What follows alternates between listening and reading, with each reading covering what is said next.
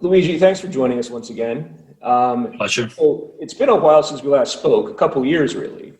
And so I decided it would be helpful for the folks listening to kind of briefly go into the various types of lucid dreaming before we kind of discuss what we're actually doing in this latest album that we're putting out with you. Okay, yep, good place to start. So yeah, it has been a couple of years since we did the Wake Initiated or Wake-Induced Lucid Dreaming album. So to kind of give a general overview, first of all, lucid dreaming is a dream in which you know you're dreaming while it's happening. So this isn't just a vividly remembered dream, but something that you're conscious of while you're in it. And this has kind of grown actually a lot in the last few years in terms of the popular culture embracing it. So there's a lot more stuff out there about lucid dreaming and what you can do with it and the promise of a better tomorrow. And then people try the techniques and struggle a little bit. But, you know, some people, to begin with, play around with the state. So they become conscious that they're dreaming and they decide to fly or run around screaming, and then the dream ends because they got all excited, and then you repeat that process. The typical way that people have lucid dreams is by waking up during the dream because something just surprises them. So they're just going about their business, a dinosaur comes in and they say, wait a minute, dinosaurs don't exist in this reality. So, oh, I'm dreaming, and that surprise kicks open the lucidity, and they go and do whatever they want, or at least that's the idea. That falls into what we call the dream-induced or dream-initiated lucid dreaming camp, and that's the typical way that people lucid dream, as I've just said. And the reason why I wanted to put an album together which targeted the other camp, which is the wake-initiated processes, is because the dream-induced methods are they're a lot more reliant on something happening in the dream to promote lucidity. So it's a little bit less trainable than the wake-initiated methods, because with the wake-initiated methods, you start from the waking state, and by giving your mind something to do as your body relaxes, you can gently, very gently lower yourself into the dream state without losing consciousness. So it seems a more difficult method, and it often is described that way. But with the technology that we're using, we can slowly guide the brainwaves closer and closer to the dream state anyway, and we can get the body to fall asleep quite quickly. So it just gives the mind a little bit more of a chance to notice where it is. Of course, it's something that needs to be practiced. Because every day, every night that you're not practicing lucidity, you're practicing non-lucidity. So there isn't this kind of choice whether, oh, well, I'll do lucid dreaming practice tonight or not. When you're just falling asleep without any awareness, then you're training non-awareness in the dream and sleep states.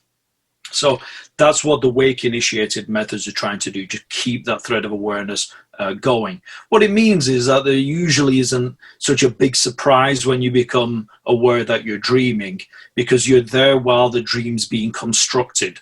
So usually it's quite faint, it's vague. You might hear some things happening or sense something in your body, you get flashes of images, and bit by bit the dream starts to build itself up. Whereas in the dream-initiated scenarios, you find yourself in a fully formed dream. Mm-hmm. What that means, though, is that you have less control in a dream-initiated scenario, because you're surprised in it. And so whatever plan you had, it might or might not work because you're just distracted by the content. Whereas with awake-initiated, you can make a plan and go into it much more smoothly. And also, you become aware during the dream, like just kind of the surprise and shock of it kind of destabilizes the dream when you wake up, right? So it's not... Yep. It can do. And I would say, use both. Use both, because one is trusting the unconscious that it's going to come and help you out, and the other one is actually strengthening this mindfulness muscle that we can use in the daytime, that actually helps us in the daytime as well to be more present and aware of what's going on around us, that then we can take into the nighttime as well. So it's conscious, unconscious mind, both working together and coming together in the nighttime. So I'm not saying that one is better than the other, but one certainly the wake initiated has, I would say, more of a waking state benefit than the dream initiated methods, which the waking state activity to promote the dream initiated techniques require a lot of what we call reality checks. So things like pushing a finger through the hand, or looking out for things called dream signs, or things that are impossible in the dream. So every time you notice a particular person who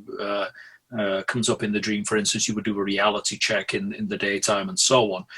That does help a little bit with mindfulness in the daytime, but it very much has the goal of then helping you to become lucid at night.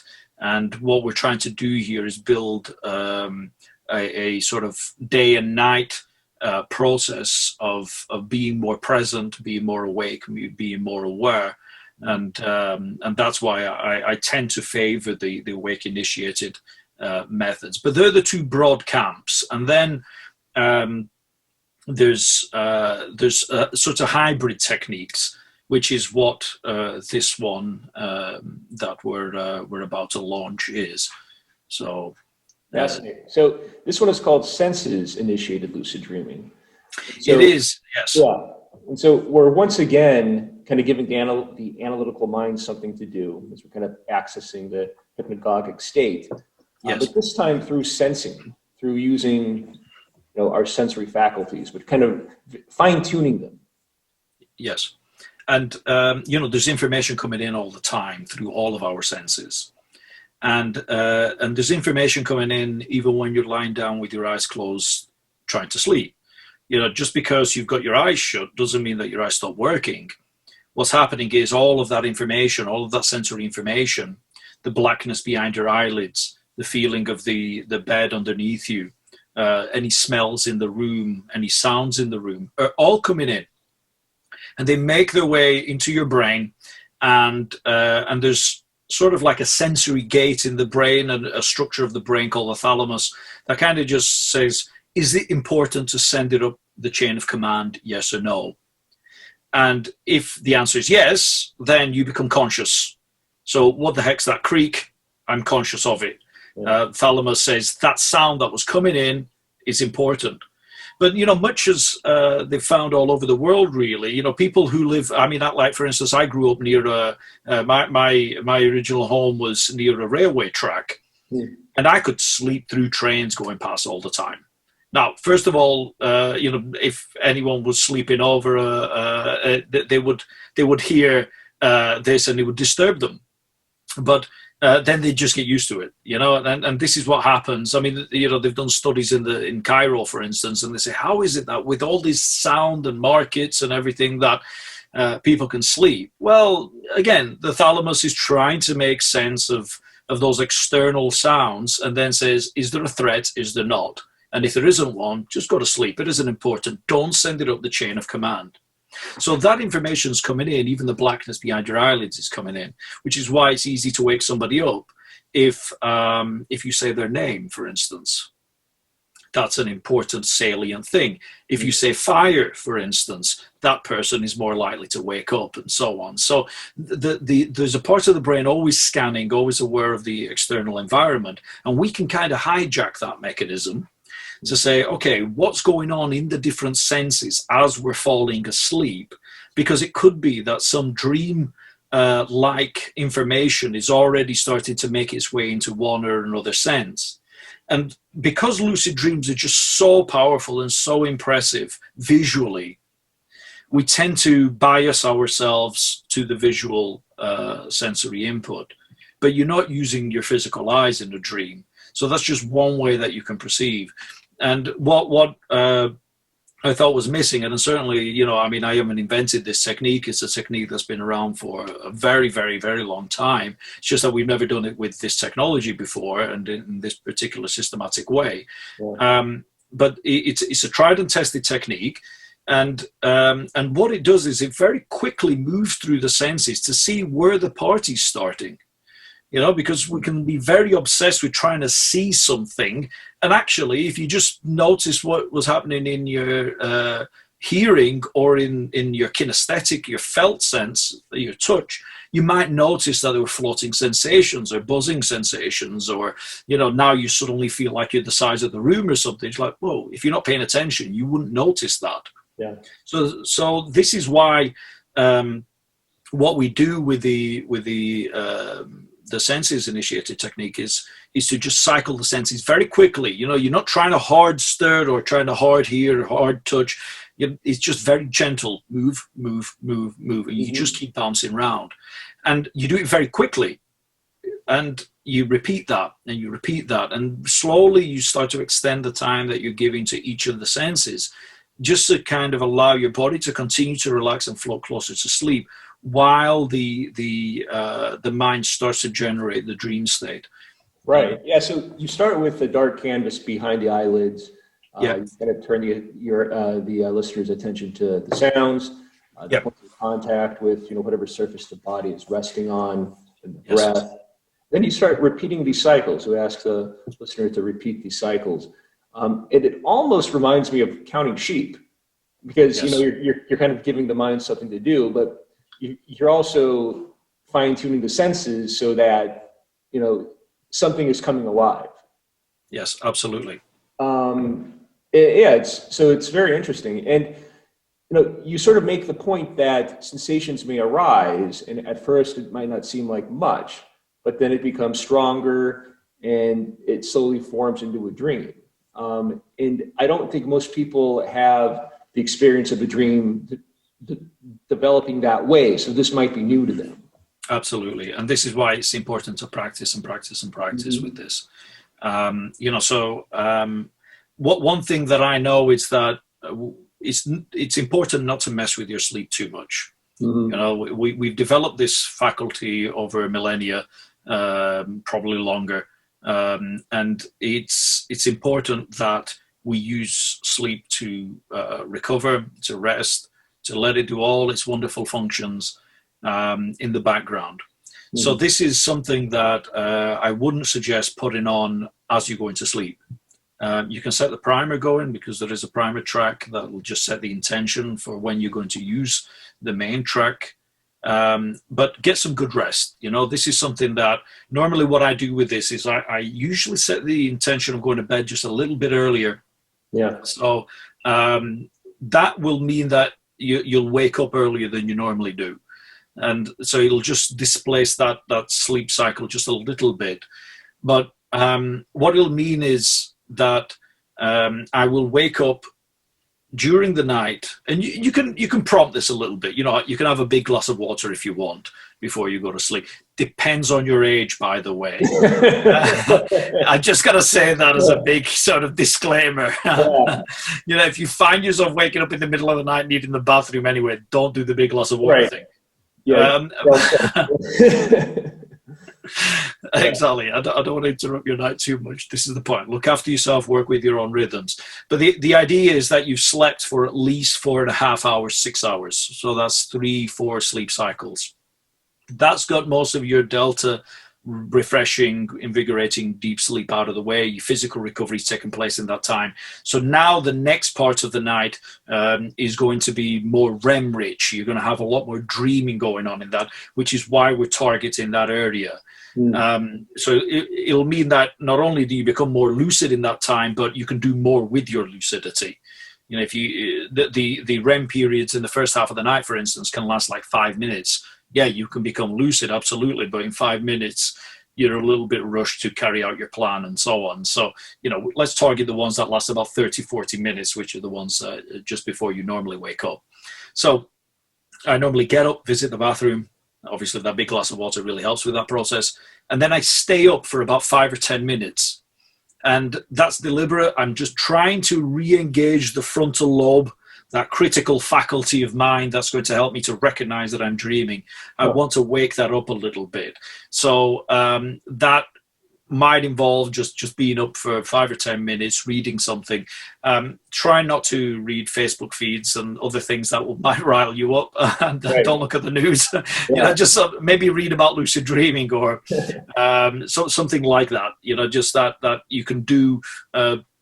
Or possibly something that you can do even with a bit of low light, so that you don't wake yourself too much especially if you struggle to get back to sleep afterwards. So this is something that you'll have to play around with a little bit, but then listen to the track, go back into bed, put yourself in a position that you normally don't fall asleep in. So for instance, I'm a side sleeper, so I would lie on my back with the headphones on, just to start the process of doing the cycling.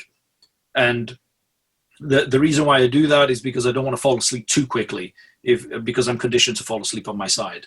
Yeah. So I just want to slow that process down. And this is what we're doing. We're slowing down the re-entry into sleep long enough for you to then take your conscious mind with you into the dream as it's forming. And, you know, this can be a little bit weird. If you've not had this before, dreams that are being built up are different to dreams when they're fully formed.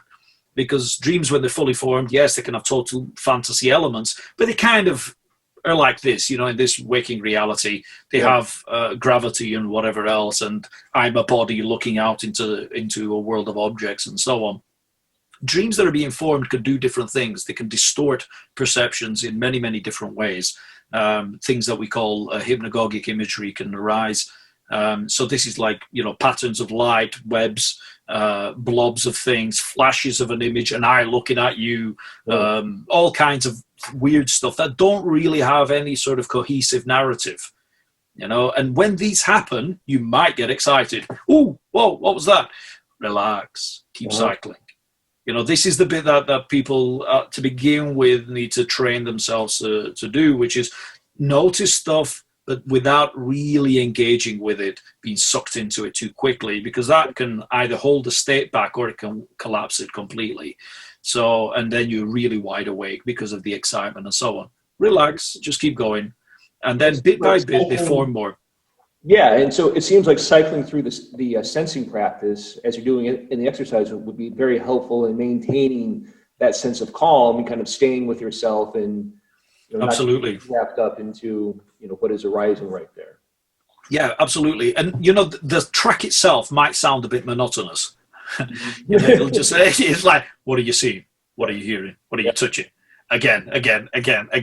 Think, right, okay, I've got it. But you won't. When you're in that space, you'll start drifting. You'll start thinking all kinds of weird and wonderful things.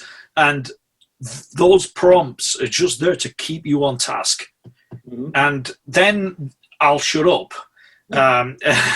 Which is also a wonderful thing. You know, my wife tells me all the time, to just allow you to then go at your own pace as well through the cycle. Because, of course, if things are happening and I keep interrupting you, then that's going to collapse the state again. So work with me to begin with, but then go with your own guidance. You know, if things are building up, then go with that and gently prompt it a little bit more.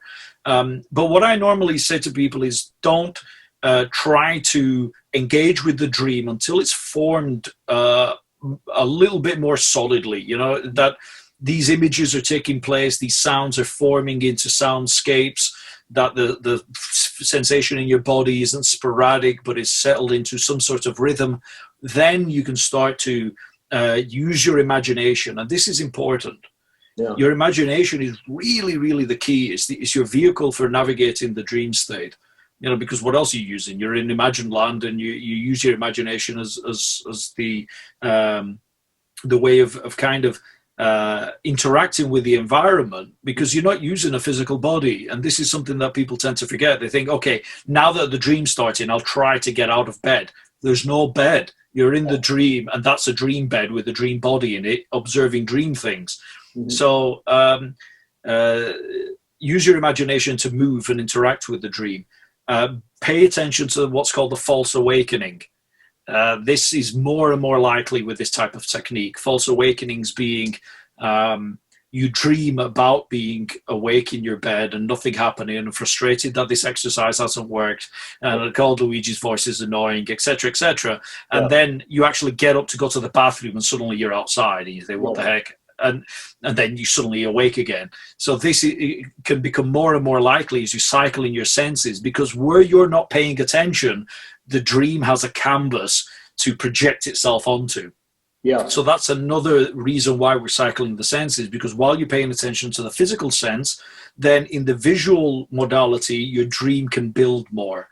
So when you return to it, oh, there's something going on. And now in the auditory sense, it's got time to build up some sort of sounds, some soundscapes and so on, and in the physical sense because opportunity to build. So we're allowing the dream consciousness to project itself into the sense that you're not paying attention to, which is also a wonderful thing to do, because what it means is when you do become lucid, you'll be more immersed in it.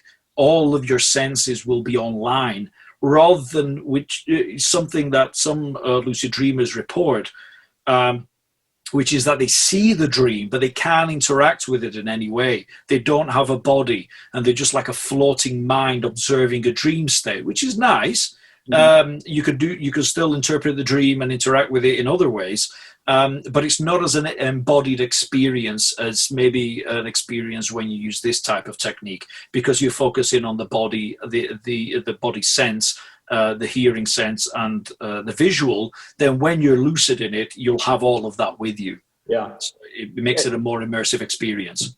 This is intriguing because it seems like we're really blurring the lines here between, dreaming / lucid dreaming and just kind of meditative transcendent practice in general, and the types of experiences you can have in these expanded states.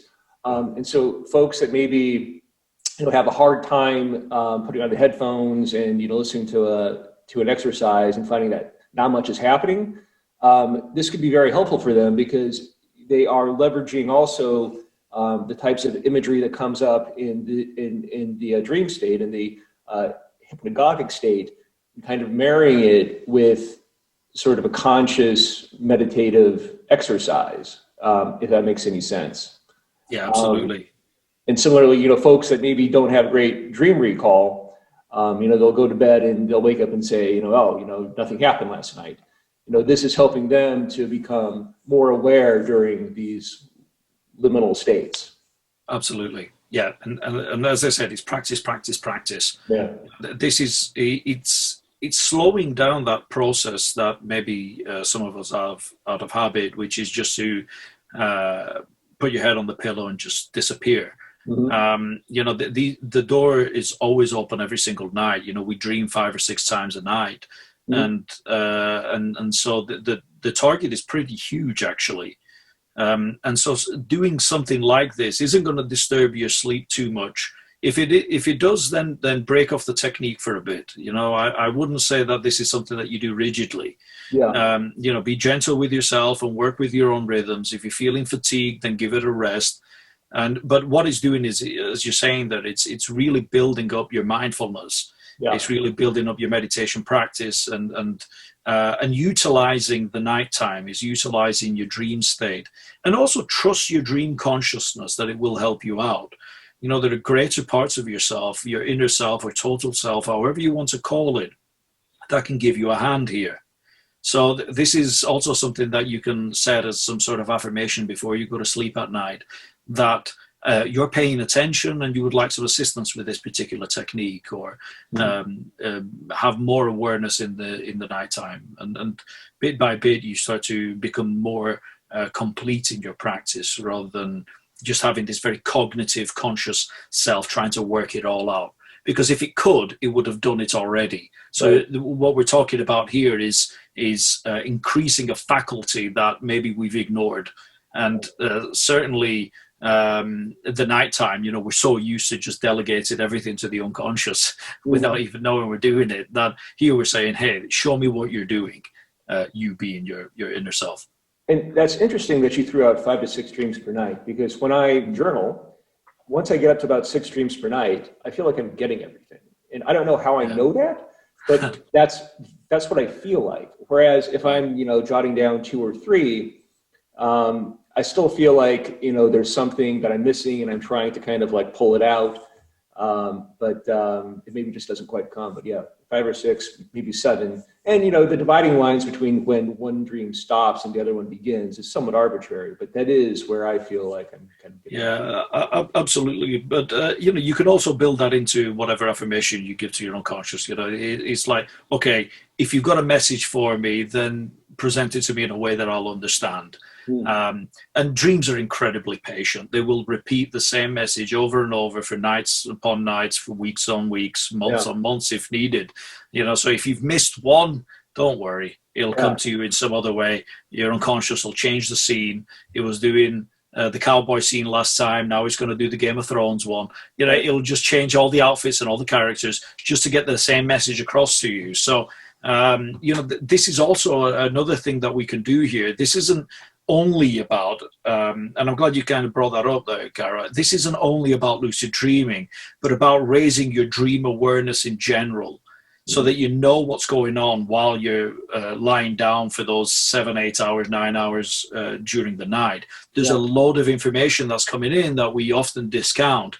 And here you can bring more awareness to it. So you get fragments of things that actually build up pieces of a jigsaw that can actually be really useful for you.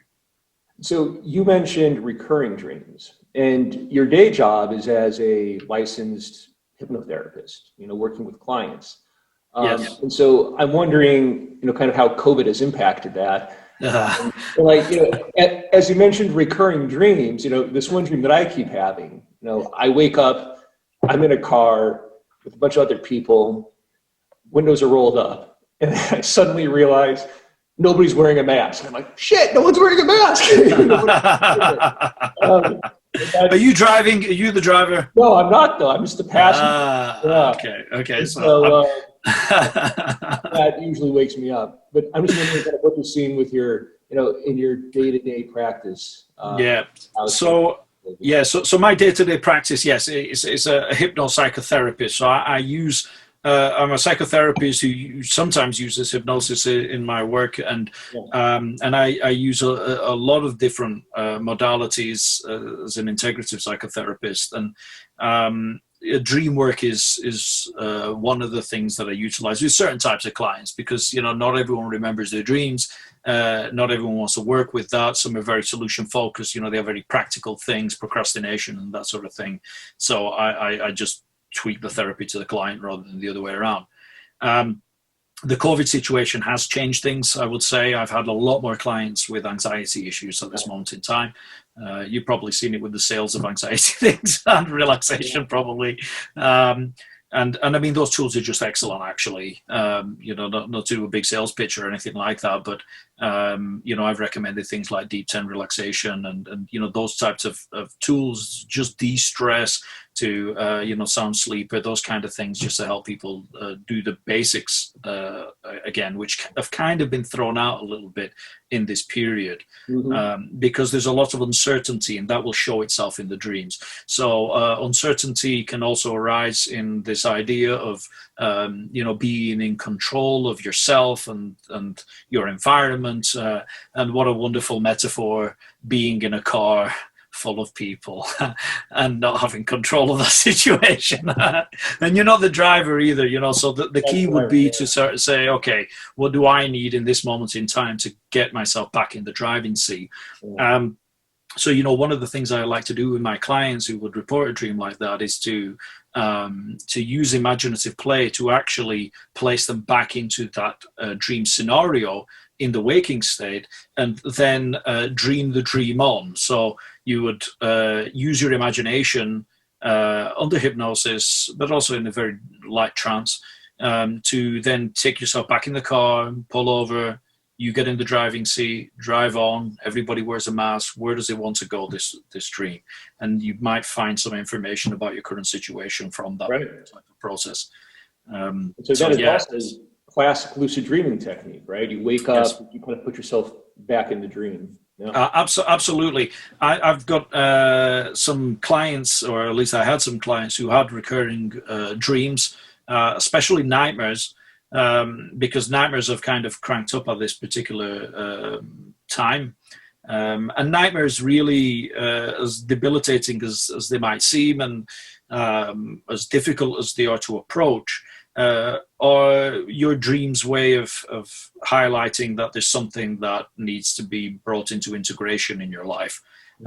So because it's a part of you, it's a part of yourself, kind of getting your attention in usually quite obvious, sometimes grotesque ways, Yeah. and you're not going to forget that. You know, people even with poor recall remember nightmares incredibly well. Yes. The emotion is there, the sense in the body is there, what was going on, who they were with, the general feeling of dread or whatever it was, and they can remember it incredibly well. And then that actually creates a wonderful container and pattern for the dream to repeat, because we don't want it, and so we're thinking about it, and we're thinking about the thing we don't want, and by doing that we actually create the conditions for it to repeat. Right. Which happens in physical life too. Absolutely. Absolutely. Yeah.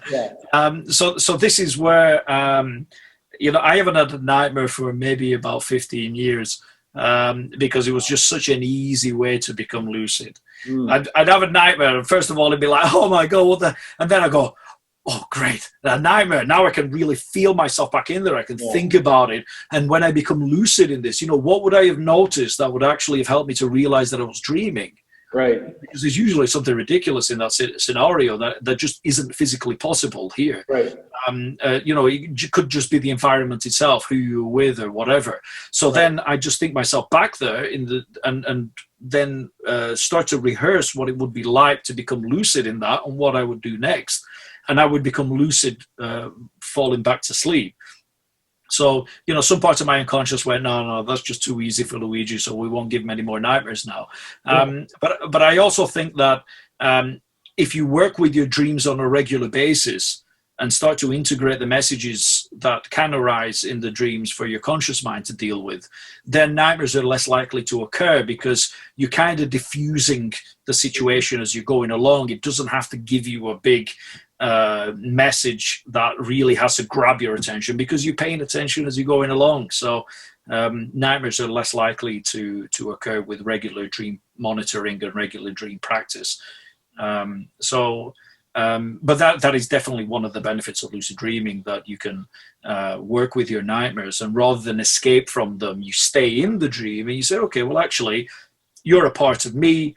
I don't feel particularly comfortable in here, but then I'm made of the same stuff as you are, because this is all dream stuff. So what do you want to tell me, you know, about myself that I maybe don't know right now? And that's a great learning in general, because whether it's in the dream state or just, you know, in the expanded state, you know, putting on the headphones, or physical life in general, we tend to want to avoid the fearful thing. And the fearful thing is usually a teacher of some sort that needs to be worked with, seen, impact. And these non-physical realities are actually a very safe way, or a very safe place to do that in. Yes, and it's a simulated reality, the lucid dream. You know, we can really try out a lot of things that maybe we wouldn't feel so comfortable with in the waking state. I've worked with clients who have problems with public speaking, and they've rehearsed them in lucid dreams. I've done that myself. You know, that they've got some sort of big event coming up, whether it's a sporting thing or a presentation to a group, just anything that you need to rehearse in physical reality. If you do it in the dream, you could do it in a virtual reality, which is going to feel very similar to the waking state. And so you can have the crowd that boos you, and you go, okay, I'm just going to sit with the boos and just feel what that's like, you know. And okay, that's my worst case scenario. Now I'm over that a little bit. Or like people have used it for getting over phobias, you know. So they'll let a spider crawl on their hand and merge with them or something like that, and then it's like, okay, actually, yeah, I'm made of the same stuff. I feel comfortable with this. Maybe I don't want a tarantula crawling over my face, but I can happily be in a room with a spider, for instance.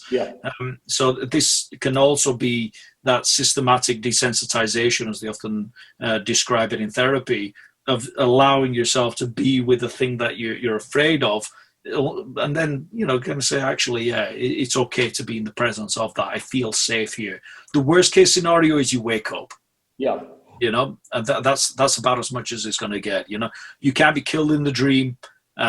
So, you know, forget what you might read in forums and everything like that. You know, say, oh, if you die in the dream, you die in reality. This is an Inception. Great movie. Not true. They offer Reddit threads. Yeah, Inception would have been, you know, if it was a real world scenario with lucid dreaming, Inception would have been so much easier. You know, all this running around shooting, you just say freeze all of that. No one's shooting. give everyone a hug, all the guards are hugged, Yeah. integrated, game over, end of film. You know, it just wouldn't have made Hollywood. So, you know, forget that, forget things like Insidious and things crawling into your body. You know, this is a totally safe space. And I've been doing it personally solidly for about 20 years now, maybe just short. And Very good. And you actually call it, you call it day and night therapy, right? Yeah, that's what I call my therapy. Yeah, absolutely. And you know, because what I've found is that you know, with the work that I do with the Monroe Institute and with the Hemi-Sync tools and so on, is that we spend a lot of time going in and building up the inner self and the inner resources, which are really vital. And obviously they're a wonderful resource. Well, what I also in the personal practice wanted to build up was this idea that your conscious mind can actually do lots of really cool stuff too. So let's build up the cognitive tools that can actually support the unconscious tools, and then the whole thing becomes more conscious. So this is you know, kind of stretching, expanding the conscious mind to include some of the things that are happening automatically behind the scenes. And so the practices of the day can absolutely focus on your cognitions and thoughts, behaviors, actions, and belief systems, and so on. And in the nighttime, we can also then start to gain, first of all, better sleep, but actually then start to work with our dream states and so on, so that we can understand maybe what's going on in the background a little bit more and how that helps us in the daytime. So there's this nice virtuous cycle that can develop from that process. Awesome. Well, Luigi, thanks so much for doing this album with us. Folks, be sure to check them out online. Day and Night Therapy at TMIUK_Luigi. And we'll see you guys next time. Take care. Thank you. Thank you.